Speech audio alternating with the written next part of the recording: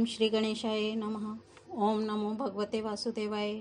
श्रीमद् भागवत में एकादश स्कंद 13वां अध्याय प्रारंभ करते हैं।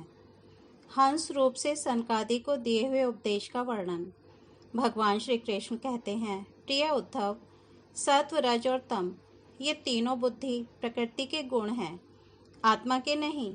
सत्व के द्वारा रज और तम इन दो गुणों पर विजय प्राप्त कर लेनी चाहिए। तदनंतर सत्वगुण की शांति वृत्ति के द्वारा उसकी दया आदि वृत्तियों को भी शांत कर देना चाहिए। जब सत्वगुण की वृद्धि होती है तभी जीव को मेरे भक्ति रूप स्वधर्म की प्राप्ति होती है। निरंतर सात्विक वस्तुओं का सेवन करने से ही सत्वगुण की वृद्धि होती है और तब मेरे भक्ति रूप स्वधर्म में प्रवृत्ति होने लगती है। जिस धर्म के पालन से सत्वगुण की वृद्धि हो वही सबसे श्रेष्ठ है। वह धर्म रजोगुण और तमोगुण को नष्ट कर देता है। जब वे दोनों नष्ट हो जाते हैं तब उन्हीं के कारण होने वाला अधर्म भी शीघ्र ही मिट जाता है।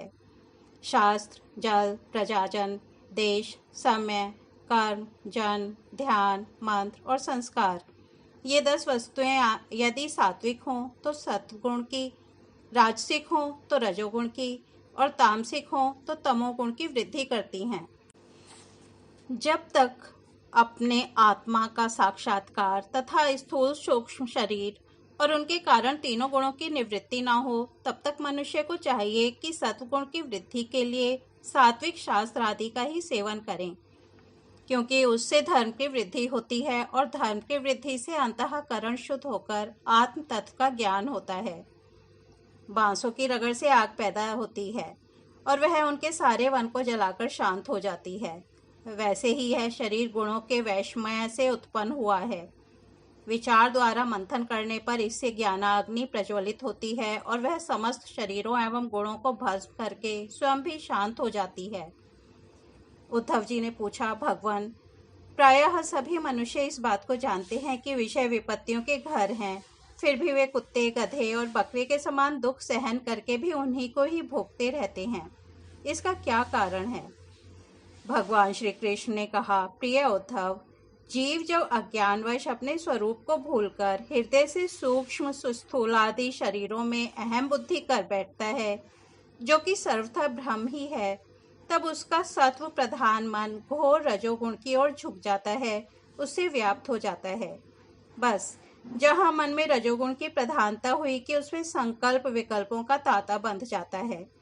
अब वह विषयों का चिंतन करने लगता है और अपनी दुर्बुद्धि के कारण काम के फंदे में फंस जाता है, जिससे फिर छुटकारा होना बहुत ही कठिन है।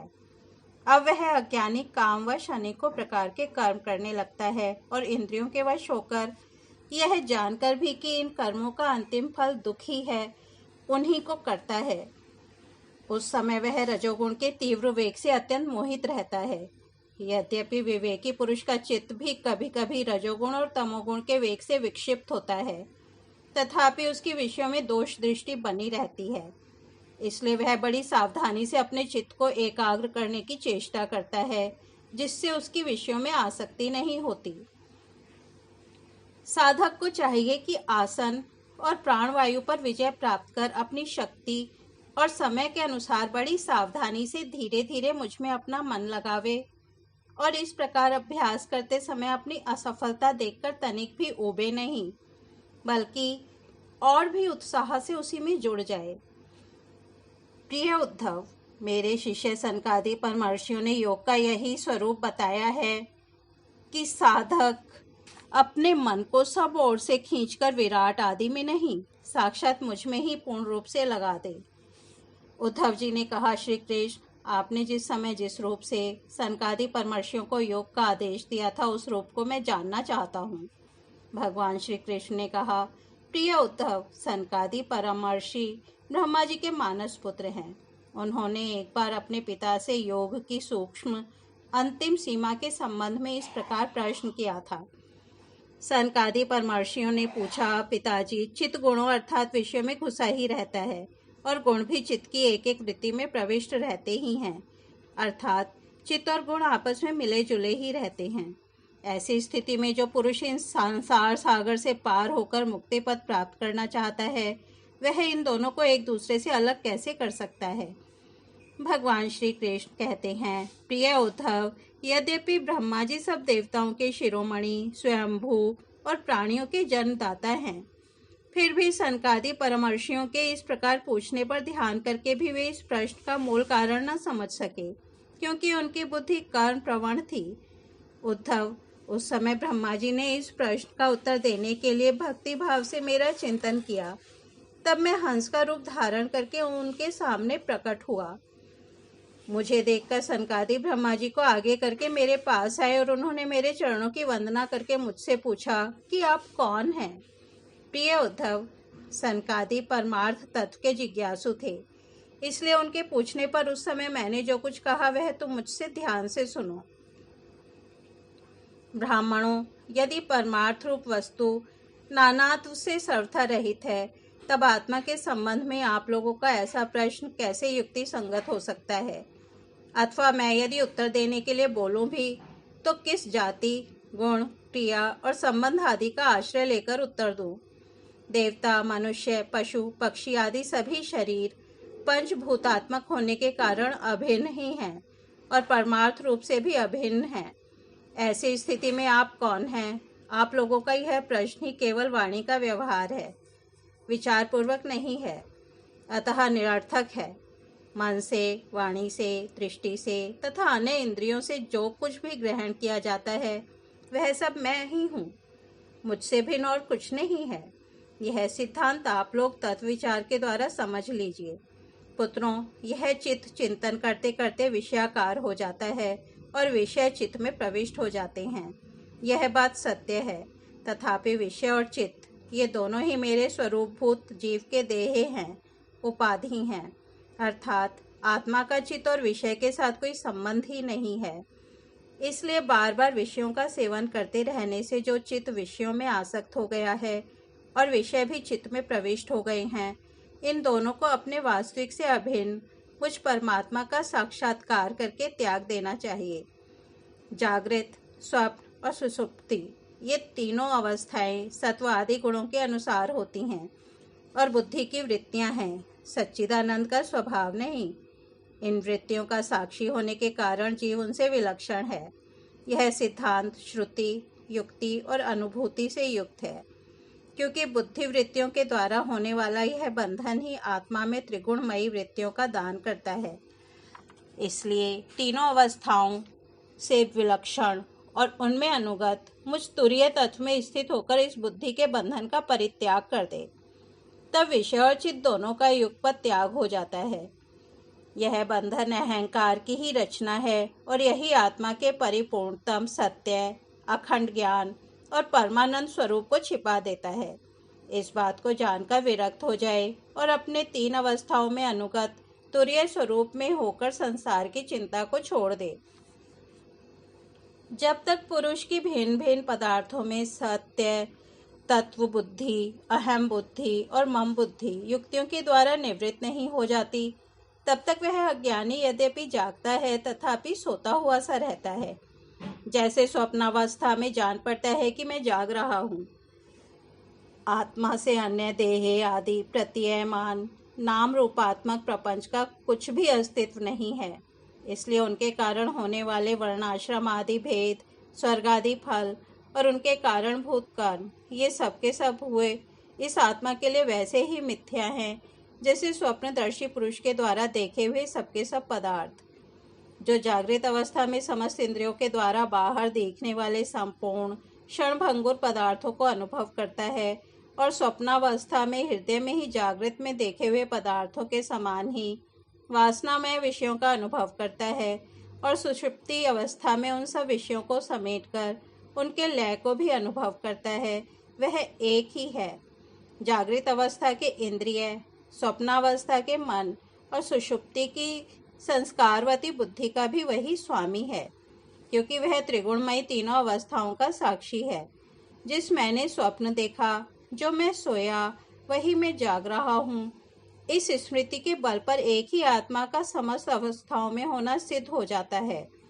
ऐसा विचार कर मन की ये तीनों अवस्थाएं गुणों के द्वारा मेरी माया से मेरे अंश स्वरूप जीव में कल्पित की गई हैं और आत्मा में ये नितांत असत्य हैं।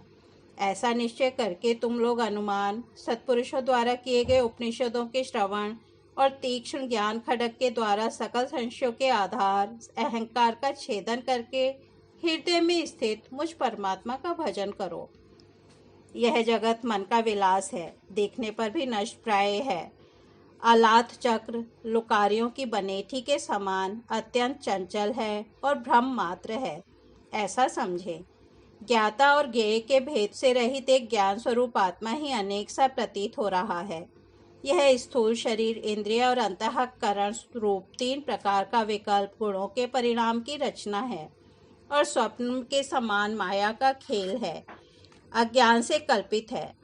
इसलिए उस देहादि रूप दृश्य से दृष्टि हटाकर तृष्णा रहित इंद्रियों के व्यापार से हीन और निरीही होकर आत्मानंद के अनुभव में मग्न हो जाए। यद्यपि कभी कभी आहार आदि के समय यह देहादिक प्रपंच देखने में आता है, तथापि यह पहले ही आत्मवस्तु से अतिरिक्त और मिथ्या समझकर छोड़ा जा चुका है। इसलिए वह पुनः भ्रांति मूलक मोह उत्पन्न करने में समर्थ नहीं हो सकता। देहपात पर्यंत केवल संस्कार मात्र उसकी प्रतीति होती है। जैसे मदिरा पीकर उन्मत्त पुरुष यह नहीं दिखता कि मेरे द्वारा पहना हुआ वस्त्र शरीर पर है या गिर गया, वैसे ही सिद्ध पुरुष जिस शरीर से उसने अपने स्वरूप का साक्षात्कार किया है वह प्रारब्धवश खड़ा है, बैठा है या दैववश कहीं गया या आया है, नश्वर शरीर संबंधी इन बातों पर दृष्टि नहीं डालता। प्राण और इंद्रियों के साथ यह शरीर भी प्रारब्ध के अधीन है, इसलिए अपने आरंभ तक बनाने वाले कर्म जब तक हैं तब तक उनकी प्रतीक्षा करता ही रहता है।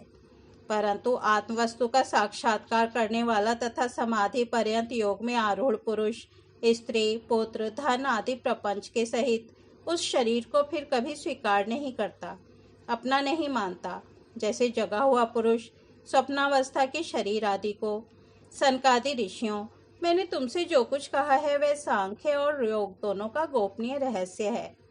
मैं स्वयं भगवान हूँ, तुम लोगों को तत्व ज्ञान का उपदेश करने के लिए ही यहाँ आया हूँ, ऐसा समझो। विप्रवरों, मैं योग, सांख्य, सत्य, रित, मधुर भाषण, तेज, शीरी, कीर्ति और दम, इंद्रिय निग्रह, इन सब का परम गति, परम अधिष्ठान हूँ। मैं समस्त गुणों से रहित हूँ और किसी की अपेक्षा नहीं रखता। फिर भी साम्य, असंगता आदि सभी गुण मेरा ही सेवन करते हैं, मुझ में ही प्रतिष्ठित हैं, क्योंकि मैं सबका हितैषी, सुहृद, प्रियतम और आत्मा हूँ। सच पूछो तो उन्हें गुण कहना भी ठीक नहीं है, क्योंकि वे सत्वादि गुणों के परिणाम नहीं हैं और नित्य हैं। प्रिय उद्धव, इस प्रकार मैंने सनकादि मुनियों के संशय मिटा दिए। उन्होंने परम भक्ति से मेरी पूजा की और स्तुतियों द्वारा मेरी महिमा का गान किया। जब उन परम ऋषियों ने भली भांति मेरी पूजा और स्तुति कर ली, तब मैं ब्रह्मा जी के सामने ही अदृश्य होकर अपने धाम में लौट आया। इस तरह से श्रीमद् भागवत में एकादश स्कंद 13वां अध्याय समाप्त होता है। कल हम 14वां अध्याय भक्ति योग की महिमा तथा ध्यान विधि का वर्णन सुनेंगे। तब तक हम यहीं विराम देते हैं। हरिओम तत्सत।